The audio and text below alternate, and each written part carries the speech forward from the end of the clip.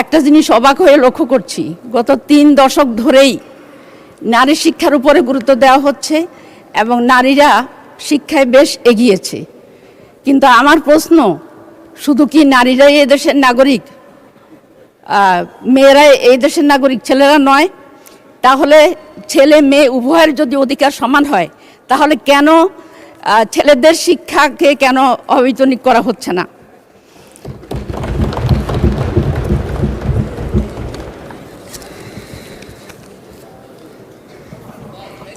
এশিয়ার উন্নয়নশীল দেশগুলোর দিকে যদি আমরা তাকাই, তাহলে দেখব যে শিক্ষার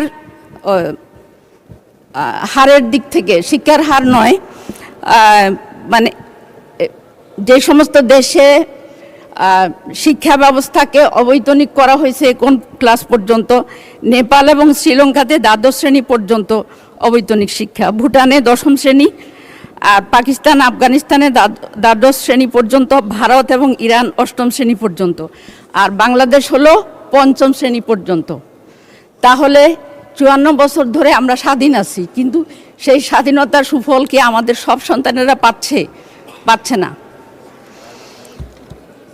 দ্বিতীয়ত, আমাদের এবারের বাজেটে বলা হয়েছে আমাদের ক্লাস মানে 5ম শ্রেণী পর্যন্ত, মানে আমাদের যে প্রাথমিক বিদ্যালয়, সরকারি প্রাথমিক বিদ্যালয়ের শিশুরা পাবে, তারা মধ্যাহ্ন খাবার পাবে, আবার তারা পোশাক পাবে।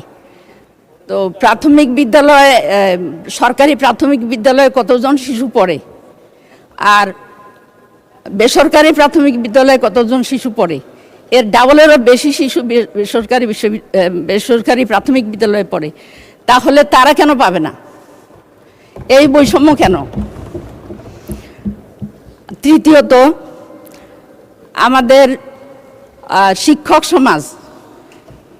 সমাজ তারা যেই ট্রেনিং পাচ্ছে, সরকারি বিদ্যালয়ের শিক্ষকরা যে ট্রেনিং পান, বেসরকারি বিদ্যালয়ের শিক্ষকরা কিন্তু ট্রেনিং সেভাবে পান না, এবং তাদের জীবনযাত্রার মানও অনেক নিচু, তারা অনেক কম বেতনে তাদের কাজ করতে হয়, এবং দেখা যায় যে মাসের পর মাস তারা বেতন পান না।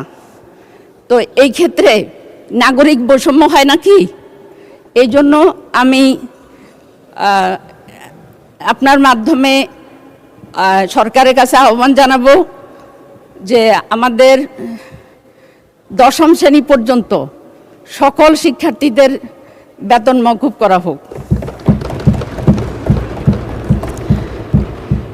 আর সকল প্রাথমিক এবং মাধ্যমিক বিদ্যালয়ের শিক্ষকদের চাকরি জাতীয়করণ করা হোক।